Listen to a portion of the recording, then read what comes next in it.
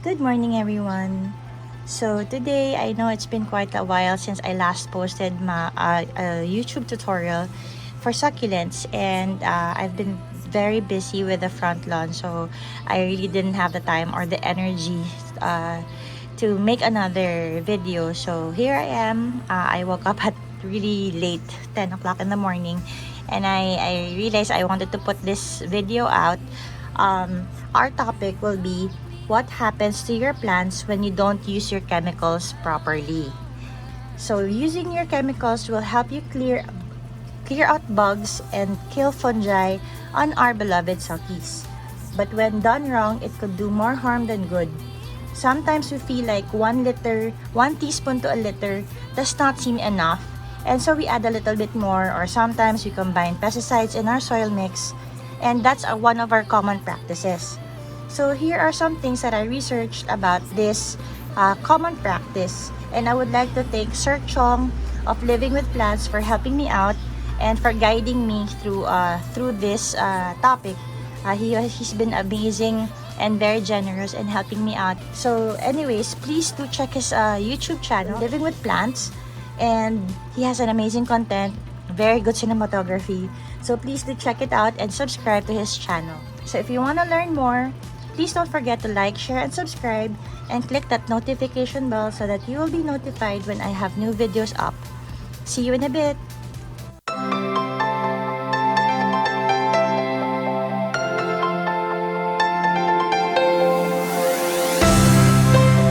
You told me that it wasn't right. I knew it first that time. One of the things that really happens to our plants when we overdo or we overuse our chemicals is phytotoxicity. Phytotoxicity is a toxic effect by a compound on plant growth. It's caused by compounds, trace elements, salinity, or pesticides and other chemicals. So what happens to our plants is that they get phytotoxicity damage.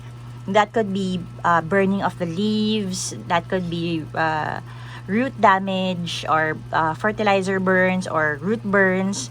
It could be stunted growth. Instead of them growing, dahil nga fertilize natin, diba? Instead of them growing, you can actually stunt their growth. They can be etiolated when they're over fertilized because they will grow too fast. Yan. They could have twisted leaves.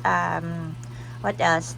Oh, even plant death. They can even die and weaken and die because of over-fertilization or overuse of chemicals. So what happens to your plants when they get phytotoxicity?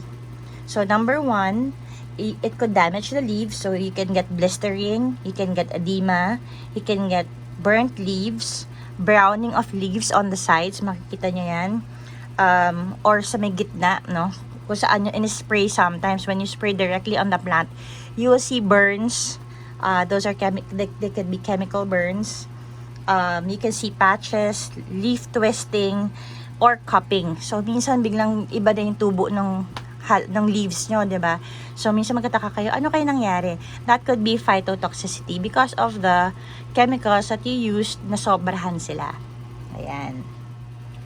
So with those symptoms that are visible, what could happen to your plants? So 1, it could damage your plants. 2, stunt its growth. 3, damage the roots or kill the roots. 4, weaken the plant, or worse, number 5, it could actually kill your plant. So when do you know if your plant has phytotoxicity? Unfortunately, phytotoxicity does not happen in an instant after you apply it. Usually, it happens after a couple of days, 2 to 4 days, but in some cases, it even lasts up to months. It is usually worsened by UV exposure or exposure to sunlight. So kung napapansin nyo, like when you spray alcohol on your plants because they have mealybugs, and then the next day naarawan sila, and then magugulat na lang kayo, all of a sudden you will see you have burn marks on your leaves. So the next question will be, Miss D, how do I avoid phytotoxicity on my plants? So number one, the most important thing that you do to avoid it is to follow the label instruction exactly and don't perform off-label directions like incorporating it in the soil. Let's say, gusto ko maglagay ng systemic and contact fungicide, sasabayin ko. Ganon. It's important that we also check the compatibility of our chemicals. Ayan. So sometimes when we combine 2 to 3 chemicals that are not compatible, they can cause phytotoxicity. Ayan. Number 3 is always check your the compatibility of your chemicals. And number 4, if you're not sure, it's either A, you read what's at the back of your chems, like that, no? Or you Google it. So, titignan nyo, i-Google nyo kung saan compatible yung mga chemicals nyo.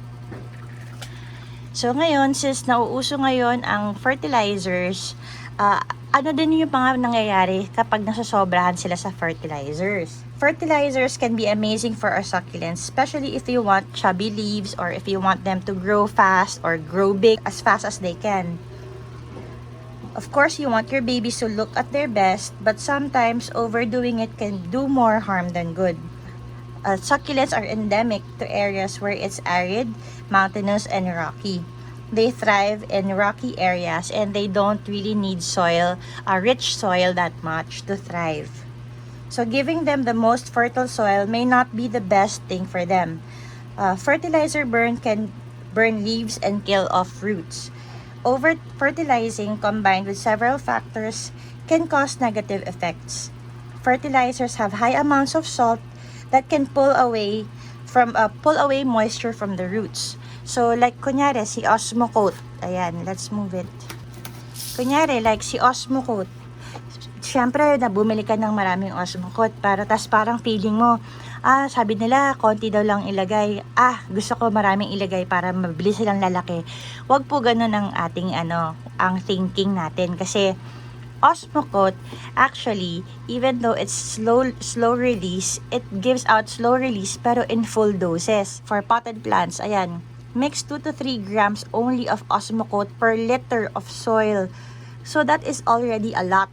So 2 to 3 grams is like 1 scoop of this one is 10 grams. Look, I'll show you ha. Ito yung kasama niyang scoop eh. This one is 10 grams. 1 scoop is 10 grams. So, ang kailangan mo lang is 2 grams. 2 grams is just this small. Ayan. And this is good for our liter of soil mix. Siguro mga isang tabo na paso na yun, Ito lang ang kailangan niya. So, when you put this much on a 3x3 pot, kunyari, like this one, on a 3x3 pot, this is way too much fertilizer for that. So, when we say sometimes less is more, really, less is more. Ganito kadaming Osmocote sa kanya would be enough. Ayan. Ganyan lang. Okay na yan. 2 to 5 spheres of Osmocote for a 3x3 pot would be more than enough. So, the next question will be, so when should I fertilize? So, yan ang next na tanong. Miss D, kailan ba talaga dapat mag-fertilize? Okay, fertilization of your, when you want to fertilize your soil, you do them during their growing season. You will notice that your plants seems to grow faster during these times of the year. So, October to February, mapapansin nyo yan. Ang bilis lumaki ng ko ngayon ng Manure ko bilis lumaki ng champagne ko Mapapansin niyo yan, mabilis silang gumawa ng mga dahon. So that is the best time for you to fertilize. Ayan. Usually when it's cooler, kasi parang spring weather ngayon sa kanila, yung ganitong temperature, lalo sa gabi, yan ang gusto nila. Do not fertilize your plants every watering nyo, kasi yun nga, pwede siya mag-cause ng fertilizer burns, lalo na sa mga gumagamit ng liquid fertilizer. Ayan, kunyari, gusto nyo mag-hormix, gusto nyo mag-Siam early grow, minsan gagamit kayo ng mga vitamin B1.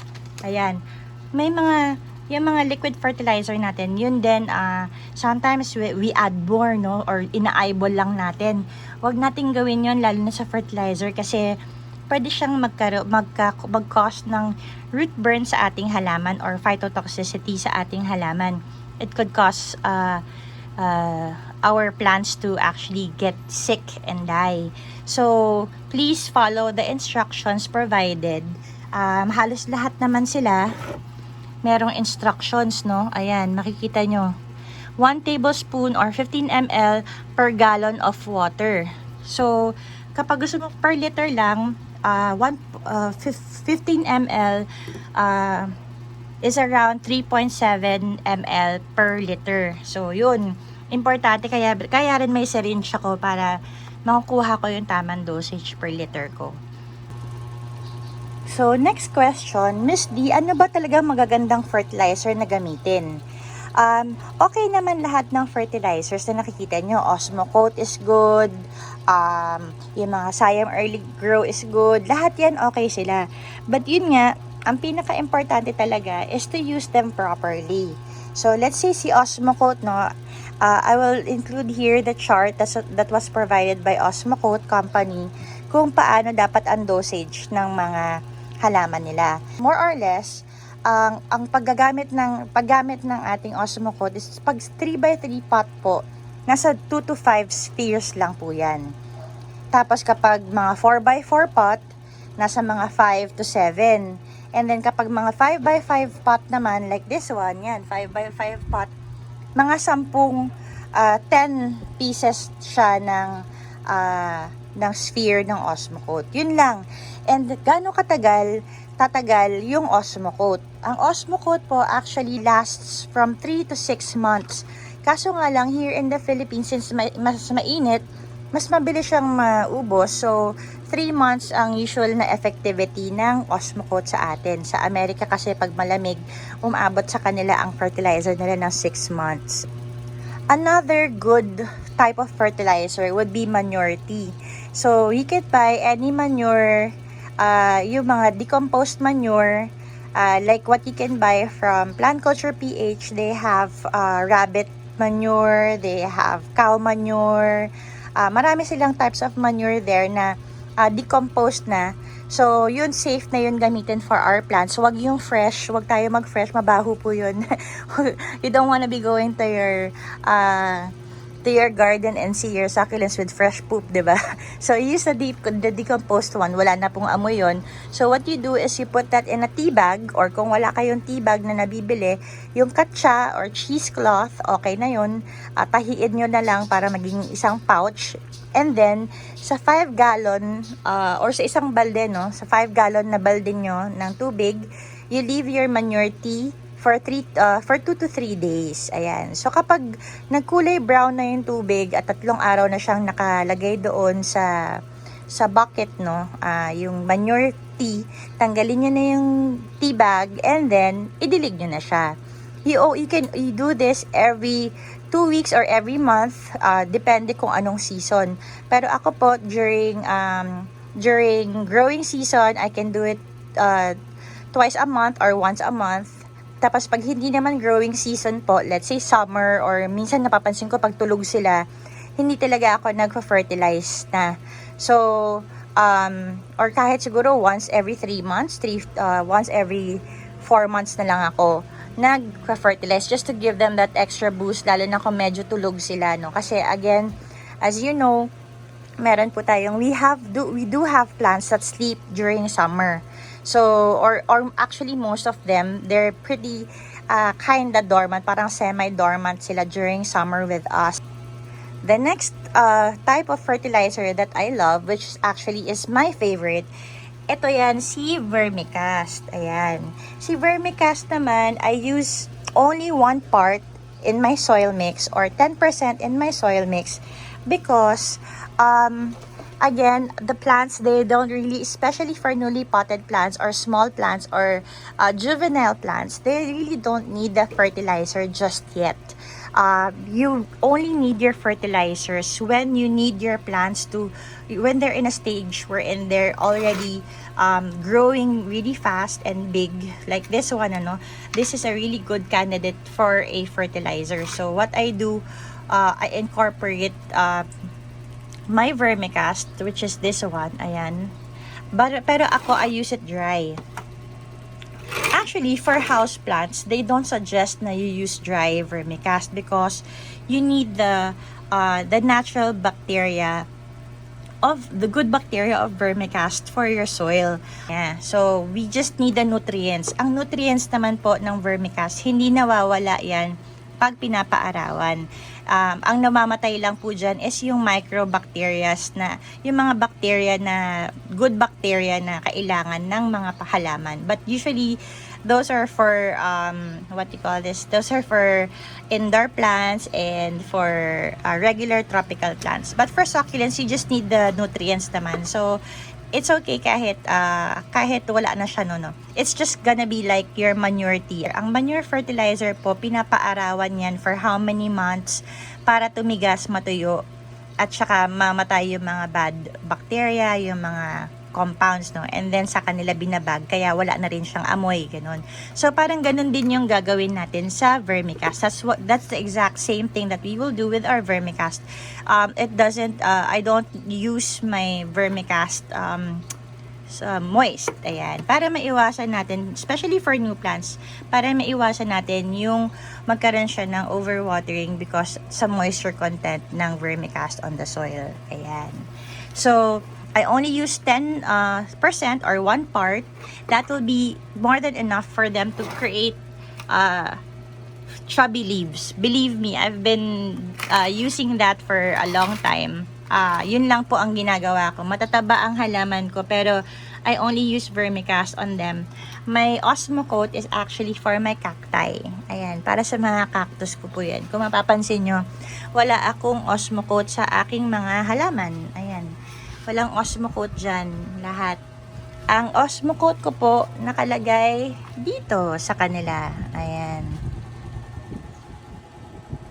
So, nasa mga gymnos ko lang kasi mga cacti kasi are sturdier talaga than succulents. Mas sensitive kasi talaga sila.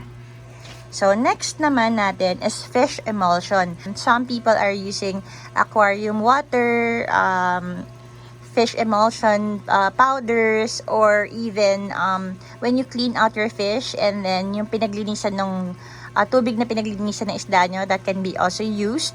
That is also a good type of fertilizer for your plants. It can be used as a foliar spray, pwede nyo siyang spray directly sa plant, or used as soil drench. Okay, the only downside to this one is that it can attract pests like ants. It can actually attract rodents like daga, no, mga daga. Pwede siyang maging, at kasi nga ano siya it's either yung dugo ng fish, 'di ba, or yung pinaglinisan ng tank nyo. So yun, since very organic siya, naamoy yan ng mga rodents yan. Baka kainin yung mga dahon ng halaman nyo dahil dyan. So hindi ko siya ginagamit because of that. I only use actually my aquarium water for my front lawn plants. Ayan, but not in the potted ones. Ayan. So next type of fertilizer that is commonly being asked sa akin would be the crushed eggshells. Miss Dots, okay ba ang crushed eggshells? Of course, okay yan. Kasi eggshells, it contains calcium and extra potassium. Although it's not much of the potassium, but more on the calcium. So what you do is you crush your eggshells, and then instead of putting them on your soil para hindi siya mag-attract ng ants, no, or any bugs, what you do is that you make it into an eggshell tea. So crush your eggshells, you can blender your eggshells, and then pour really hot water on it. So after that, you ipapastay mo siya overnight. You have to soak it overnight, and then the water that comes out from it would be your eggshell tea. And then just water it once a month or twice a week twice a month or once a month to fertilize. But you have to remember that eggshells does not contain nitrogen and magnesium. So you might you still have to fertilize your plant with magnesium and nitrogen. So hindi siya ganoon kakompleto, parang add-on lang siya. Ayan. So, next one would be your coffee grounds. Ayan. So, ako, hindi ko siya ginagamit. Again, I do not use coffee grounds personally in my plants, but I use it in my outdoor plants because my husband is a coffee addict. As in, like, we have a lot of coffee grounds. But please don't forget not to use the fresh ones because fresh ones, hindi pa na tatanggal dyan yung high caffeine content. The high caffeine content is not good for our plants, okay? So don't forget, if you want to use coffee grounds, use the used ones. Alam mo yun, parang magkape ka muna i-brew mo muna yung coffee mo bago mo gamitin yung coffee grounds. So here's how to use coffee grounds on potted succulents, okay? But please don't forget to use used coffee grounds when using it to your plants because coffee grounds doesn't do well on potted plants because you have to remember that potted plants, they have a limited amount of soil in them and it has to be the best condition for the succulent in order for them to grow. So if you use coffee grounds on your potted plants and it changes the pH level, it spikes up, it changes the soil balance in your pot, it could actually be harmful to your pot. So what I do is I only use coffee grounds on the ground, on my grounded succulents or on my grounded plants. That is because nature has its way of rebalancing itself out. So if there's something wrong with what I added into the soil, nature has its own course of correcting that. Compared to potted plants. Potted plants will not do that. Hindi niya kayang i-rebalance yung kanyang sarili. It cannot fix what's wrong with itself with potted soil. How do you use your coffee grounds? What I do is that if you really want to try out coffee grounds, I only use my coffee grounds again during growing season, and I only do coffee grounds when I do have extra coffee grounds on the na hindi ko na itapon. So what I do is I used my used coffee grounds and then do a 1:1 ratio. So 1 cup of used ground coffee and then 1 cup of water. I drip it again. And then yung lalabas na water doon, yun ang ipangdidilig ko. The saying goes, too much of everything can be bad for you. Kung sa tao, ganun din. Kung sa tao, ganun din sa halaman. So, too much of everything is not good. It's very important that we take our time, or they take their time, and they will tell you what they want. I always believe that plants, they can tell us what they need and what they want. So, from when they're starting out with me, I always just give them the basic ones, or I give them a good soil mix, and that's it. I do not have add-ons with my plants, mainly because I want to know what they need from me and what they want from the environment that they have with me. Our microclimates will always be different, even if you live a block away from me or 2 blocks away from me or a continent away from me. Our microclimates will always be different, so their needs will always be different. So if you want to experiment on your plants, please do experiment with just one. Let's say wag mong halu-haluin, let's say gusto ko every week lagyan ko ng vitamin B1, and then 1 week of a result is not enough. You have to wait for months and months and months to see kung ano yung magiging itsura ng growth niya. Magiging happy ka ba sa growth niya sa gitna? Yung leaves niya, okay ba?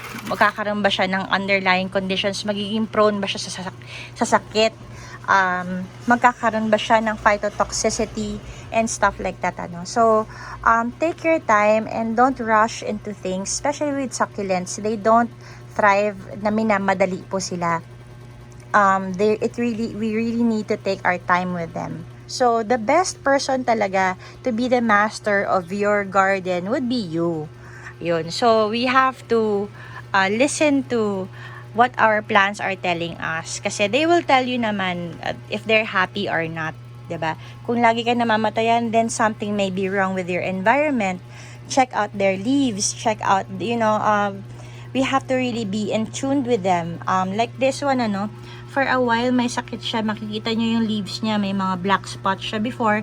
But if you can see the middle part there, wala na, 'di ba? So then I can fully say that I have healed my plant and I'm very happy. It's something that I am proud of. And this one did not happen overnight. This did not happen in 1 week. You can see the new growth here. That's how much growth it has na wala ng signs of fungus, no? So you can see ito na lang natitirang may signs. So ibig sabihin, this has been I have been caring for this plant to heal this plant. I've been healing this plant for how many months now? Ayan, in order for me to get this center here that is clear and that is without any infection. So, ganun talaga po ang pag-aalaga ng succulents. Kailangan patient tayo, kailangan pasensyoso tayo. Hindi pwedeng pabigla-bigla tayo kasi pag binigla natin sila, they suffer for it. And sometimes, syempre, lalo na sa mga mahilig mag-collect ng Koreans ngayon na mga bago, and they try out a different thing kasi napanood nila sa isang idol nila or nabasa nila or na-research nila, and then they do it to everyone. And then magugulat ka na lang, maraming mamamatay, maraming magkakaroon ng phytotoxicity. Iwasan po natin yung ganun. Try nyo with one. Let's say, get your cheapest one. Get yung something na medyo may tama na, ganyan. And then that's when you see that it's effective, doon nating i-replicate sa iba.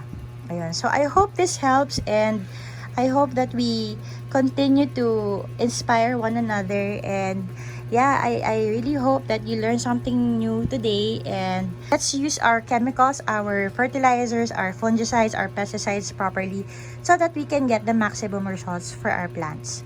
So thank you very much again for watching, and I hope you do like, share, and subscribe. And please always choose to be kind, everyone. See you again. Bye.